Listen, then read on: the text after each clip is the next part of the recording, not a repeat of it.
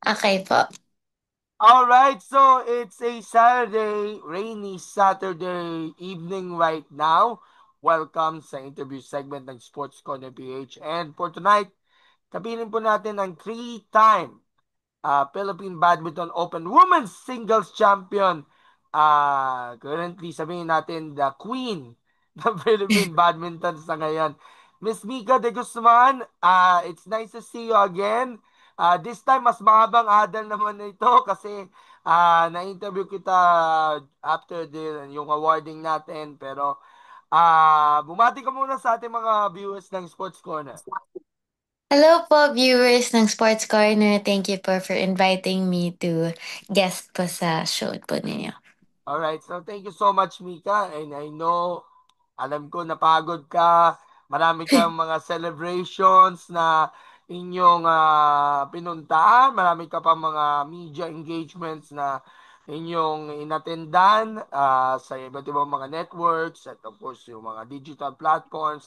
Pero luckily, isa kami sa mga na-interview niyo during at sinaksihan ko mismo yung mga laban ninyo yung sa Tuesday and then yung finals nung Saturday.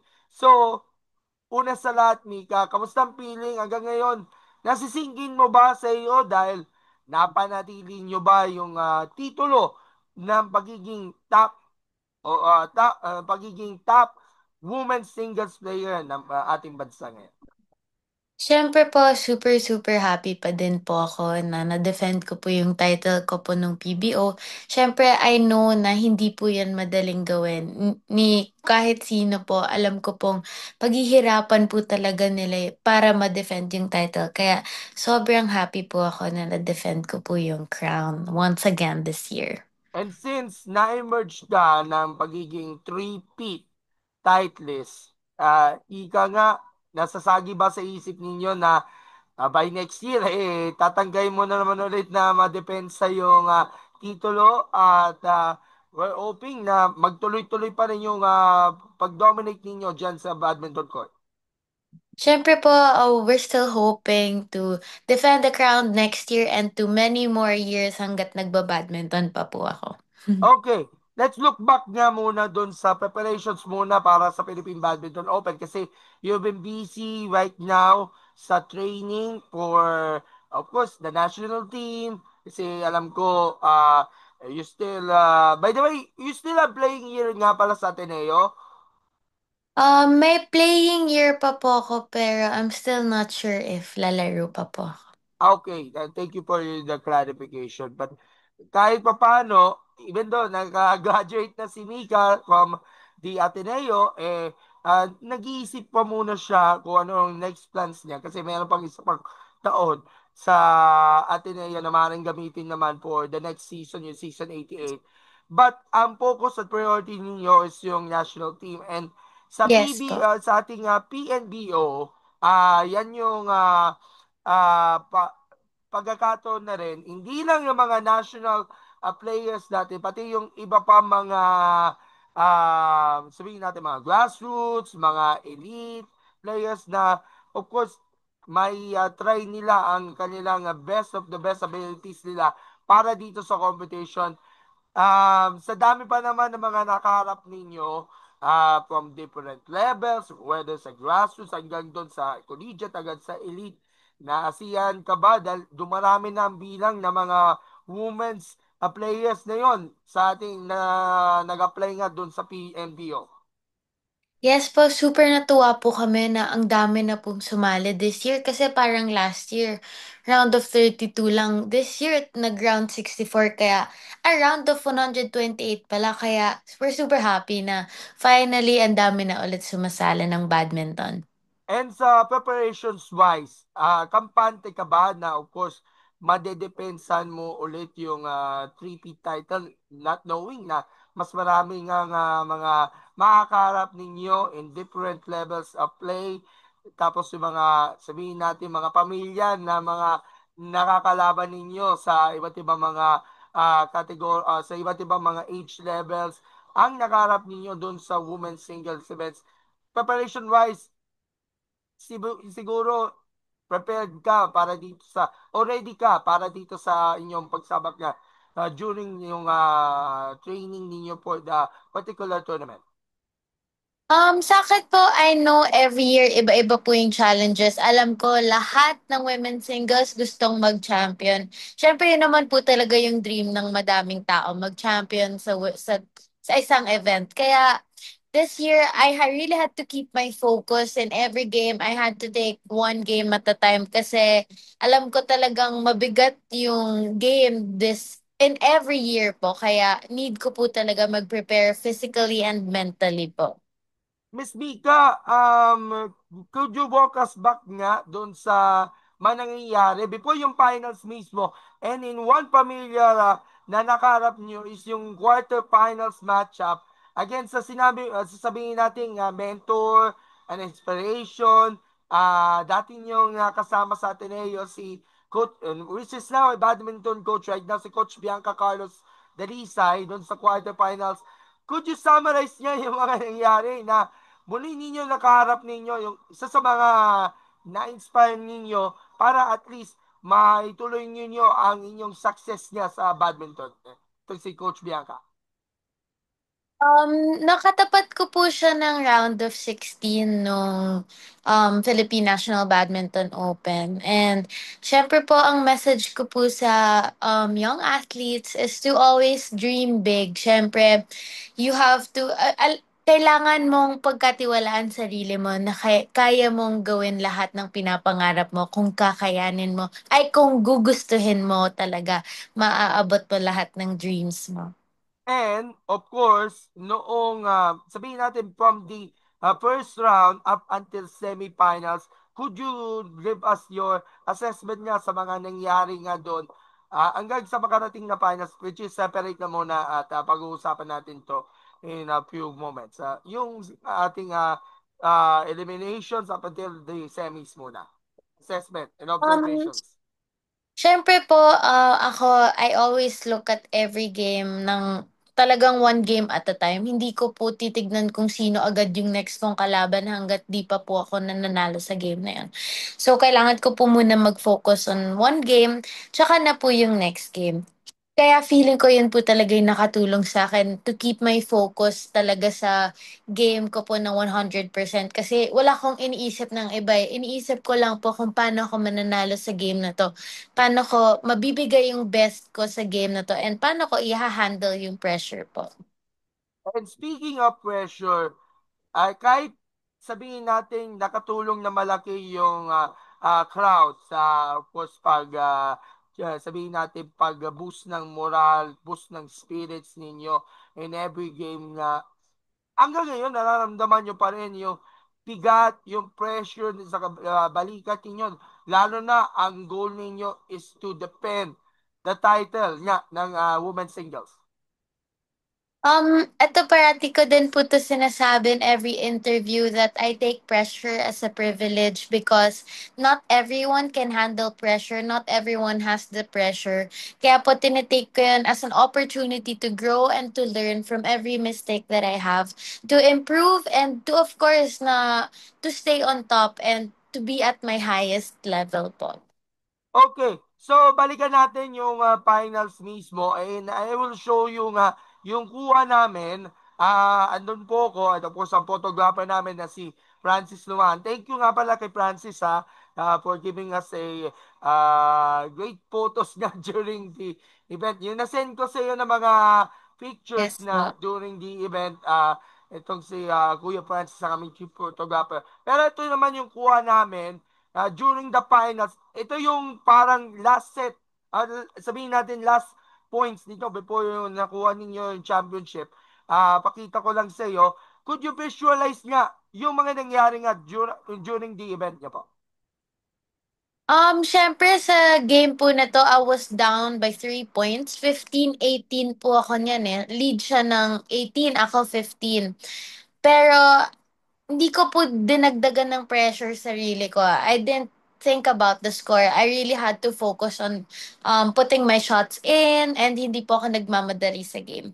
Kaya ako po siguro nakuha yung straight na 7 points kasi I was very composed and relaxed during the game. All It I was can, so close, ika nga eh. At nakita yeah, ko sa dalawang mata na nagpapalitan kayo ng puntos ninyo ni Cristel. yeah. Opo.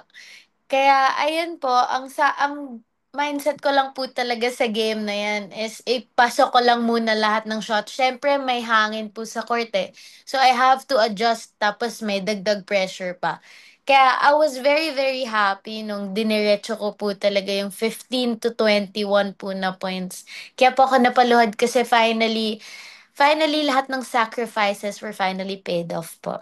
O yun, nakita natin sa video na kuha, napalood ka doon sa mismong floor na malaman na nakuha ninyo yung point number 21, Yes. championship Opo. nyo at talaga naman na-thrill nyo yung support ng mga fans niya during the event mismo at nakita naman natin na nagbunga nga yung mga adjustments niya throughout this tournament na sinalihan ninyo para to make sure na mapanatili pa rin ang titulo nga ng pagiging women's singles champion.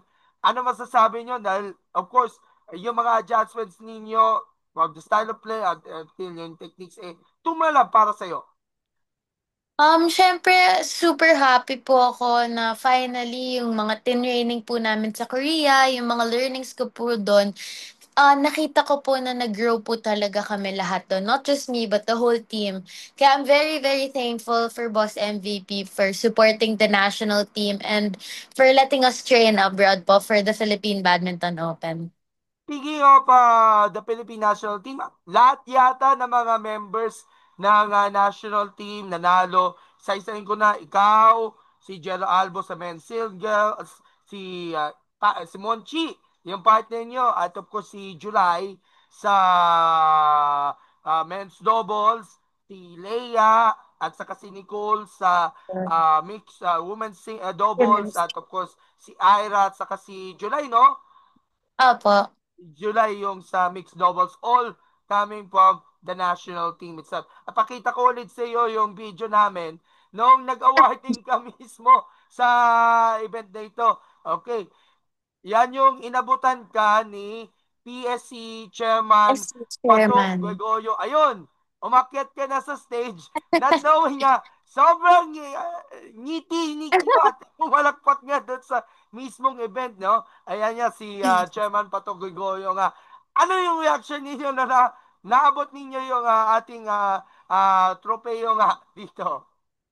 Nagulat po ako na nandyan si Chairman kasi wala po siyang pinanood kundi yung event ko eh. Kasi yung iba po, iba na po yung nag-abot ng prizes nila. Kaya super happy and I'm very honored to be awarded by the Chairman of the PSC po. And of course, sinabutan ka ng trophy, ng medal, Yes. tapos 100K during this event eh. Okay.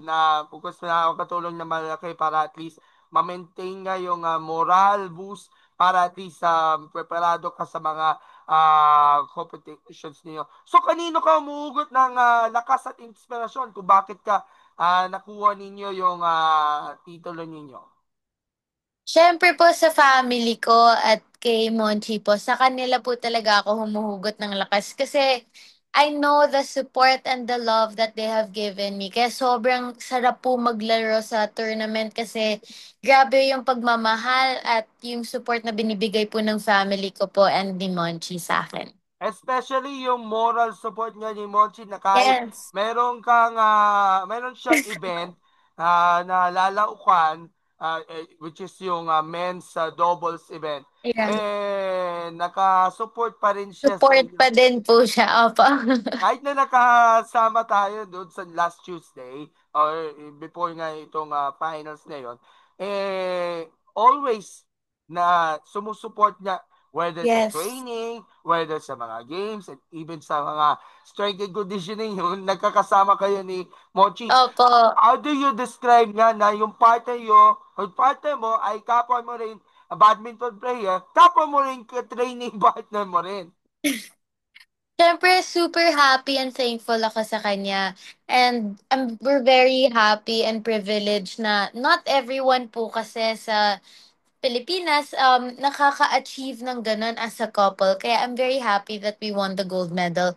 Siyempre, nag-pay off na po finally mga sacrifices namin, yung extra namin after training. Kaya super thankful po ako na napaka-supportive po namin sa isa't isa. Pakita ko lang ulit, last na to ha, yung video Sige namin, po. yan yung na-interview ka namin, yan yung media huddle Yes. namin, kasama si Badet ng PTV4, Apa. saka si JP Manaan ng Live Scores PH. Big na. Dito Yes namin po. kinento yung inyong struggles, yung mga challenges ninyo all throughout the tournament. Pero one thing in your mind, kasi alam naman natin, yung nakakasalamuha ka ng mga fans ninyo, yung mga Yeah. kabataan natin na nanonood sa iyo no, all through sa may either online o di kaya sa Rizal Memorial Coliseum o sa Badminton Hall parang nagkakaroon ng parang souvenir pictures so at iba pa dito mo nararamdaman na uy, dumarami na ang umahanga sa iyo, dumarami na ang nakikilala ka bilang isa sa mga top players natin sa pamamagitan niya ng konting pa-selfie, konting pa-autograph sa iyo, at of course, yung mga memorabilia na iti-treasure nila ng ating mga kabataan natin. Siyempre, super happy po ako na ang dami kong na-inspire na Filipino athletes. I really didn't expect that much. Kaya, nagpapasalamat din po ako kay Lord na binigyan niya po ako ng ganito kadaming tao and suporta na pinibigay niyo po sa akin. Oo nga, sa video na ito, kitang-kita mo pa yung pawis all throughout nga. Super! All throughout yung nakakapawis talaga minsan na from that game, ang kita pa rin hanggang Diretsong awarding! Oo. Lalo na yung debut ka namin na for our sa ating mga media personnel natin. Anyway, ang next competition ninyo would be the SEA Games. Pero bago yan, ito yung pinaka main competition ninyo. Pero bago yan, may sinabi sa akin before na meron kayong competition before yung SEA Games, Miss Mika. Meron po actually sa August 5 po yung start. Ang tournament po na yun is Saipan International Challenge po. Hopefully makasali po kami kasi we're still waiting po for our visa to be processed po. So, habang sabihin natin nagpo-process pa ng visa, tuloy-tuloy pa rin ba yung training? Yes, Ah, of course po. Hindi po yan mawawala. Kasi kahit fresh na fresh ka galing sa tournament, may oras ka pa para mag-recharge, relax. Pero back but of course back to the drawing board na ulit at of Mm. course you'll be competing nga sa isa pang international competition Yes. expectations na kasi this is actually a great tune-up na rin for the SEA Games at alam ko may mga sunod-sunod pa na mga competitions pagdating sa Burma, September, October, November, December ang SEA Games. Yes po. Sa akin po, I think this could be a stepping stone for everyone po. Kasi, syempre nakakalaban na rin po kami ng mga veterano. So, dun pa lang po, alam na po namin paano i-handle yung ganun po na play. And internationally, I know that players are more fast and yung speed po ng game talaga mas mabilis kaysa po talaga sa local. Kaya po, I think we still have to train hard kasi syempre po, we have to improve and work on our strength and yung speed po namin sa game. Pero may pagkukulang ba o may mga kailangan nyo pang adjustments? Yung mga kulang, yung mga sabihin natin butas sa inyong training, sisiguraduhin mo ba na of course kailangan mag-adjust niya pagdating nga sa mismong competition, talagang preparado na kayo? Yes po, of course, kailangan po namin i-work on yung mga need namin i-work on, yung mga weaknesses. Siyempre po, kailangan po yan yung i-focus namin para sa game, hindi po kami mahirapan. So, actually, 3 feet nga Yes. para dito sa PNBO. The other 3 feet nga pala sina Nicole Albo at saka si Nicole Alba. Leia Inlayo sa Yes po. women's double. Si Jello Yeah. pangalawa, Sec. no? Opo. Pangalawa pa lamang. So, puro mga sabihin natin title defense ang nangyayari nga. What a great turn of events nga itong PNBO. But last question na lang, did you feel yung overwhelming support ng ating mga badminton players, fellow badminton players, and even yung mga fans natin na, of course, dito pa lang sa Rizal Memorial, yung sabihin nating taanan ng ating mga Pilipino atleta, ginanap yung mismong event kasi accessible ito. Unlike yung mga previous years, nasa Antipolo, sa Mandaluyong, nasa Quezon City. Totoo.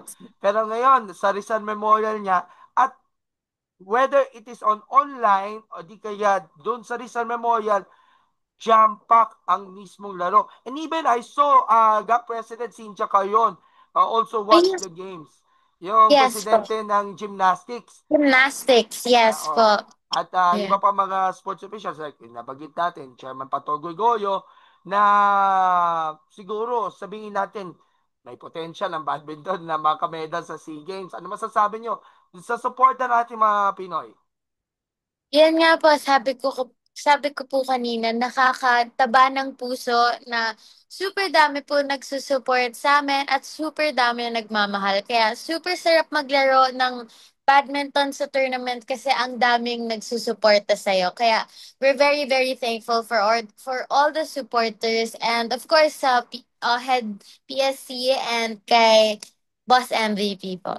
At of course, ang next priority would be a medal sa SEA Games and Yes. probably papayagan or kung hindi, a remarkable farewell one na para sa UAAP na ipagdasal Yeah. natin na sana maliwanagan o sabihin natin we're praying for a good decision nga pala kung Yes. tutuloy ka ba o uurong ka ba sa kanyang uling taon kasi maraming fans na sa UAAP pa lang ang dami na nagmamanga sa iyo, ang dami na Opo. nag-idolize ka pero ngayon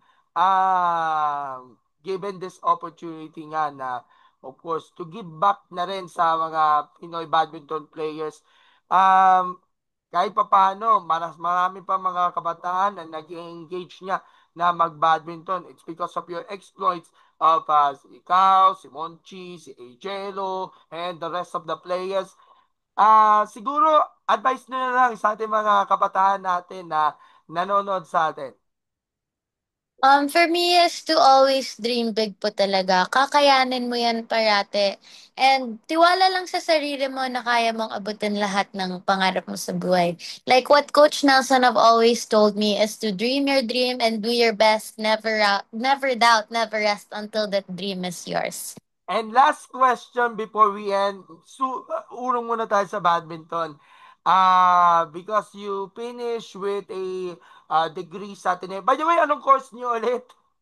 Interdisciplinary studies Sa po. mga na sabihin natin paggabay na rin o parang Yes. may kinalaman sa psychology nga yung course ninyo and you graduated with flying colors na sa Ateneo several weeks ago. Ano naramdaman ninyo na of course from the collegiate level tutulong ka sa sabihin natin highest level niya which is yung work which is yung Yes. real world, ika nga. Ano ang sa palagay ninyo na ang masasabi ninyo sa mga, sabihin natin, pagtatapos nga ng inyong journey sa pagiging atenista? Super nakaka-touch and syempre I'm very very happy that I have finally graduated from a very prestigious school in the Philippines. Kaya isang karangalan ko po talaga makapag-graduate sa Ateneo de Manila University. And super thankful po kasi sa family ko kasi sinuportahan po nila ako all the way. All right. So again, congratulations to you, Mika. And it's a pleasure to have you, whether sa media adam natin Yes. during the event. Pero dito pa lamang sa interviews, medyo mahaba na ang pinapag-usapan natin. And we look forward nga doon sa campaign ninyo dyan sa Saipan this coming August. Sports Corner Thank PH will you. be covering and of course writing yung ating mga results from time to time pagdating niya dito sa competition. Your turn now to thank all those who are supported you since day one hanggang sa makuha Yes. ninyo yung Of course. title number 3. Syempre, unang-una, thank you, God. Thank you, God, for blessing me with so many blessings, and thank you for guiding me all throughout. Thank you, Boss MVP, for supporting the Philippine Badminton Association since day one yan. And thank you to our coaches, Coach Kenny Asuncion, Coach Jopper, Coach Ariel, Coach Kenneth, and to Coach CJ. Thank you so much for guiding us and for guiding all athletes sa Philippine team po all throughout the games, the tournaments, the trainings. Thank you po sa inyong lahat. And of course, thank you to my family who has always been my motivation, my inspiration to play and to give my best in every game that in every tournament that I join. And of course, thank you to Monchi for always supporting me and for always achieving our dreams together. I couldn't have shared this journey with another person. Ayun. So, by the way, bago ako magbitaw, siguro napansin niyo yung pictures ni Francis, no? Opo, ang ganda. Oo, at natutuwa naman tayo dahil of course, kahit papaano nasaksihan natin yung journey Yes. mo all throughout the tournament and we look forward na for more victories, more blessings, more goals na makukuha ninyo sa inyong badminton career. Kasi alam ko bata ka pa at malayo pa mararating para maabot niya yung level ni na Coach Bianca, Coach Kenny, at yung mga Coach Wina Lim at iba pa mga women's badminton na players sa ngayon, take it take it as a promise niya, ika nga na pagtuloy-tuloy nga yung inyong training at of course yung karera ninyo. And I look forward to see you again soon sa mga susunod nating ganap. Who knows, baka pwede ka manalo ng PSA Award o di kaya Women in Sana Sports po. Award!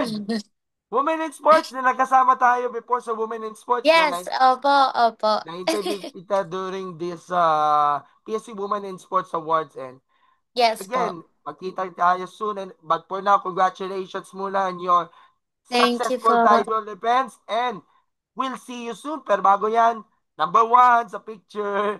Number Sige po. one. One, two, three. Okay. So again, thank you so much, Mika, for Thank you po sharing your also for time with having us. me. At of course, magkita tayo very soon. Bye-bye. Maraming salamat po. Thank God you bless. po. Thank you so much po. Salamat.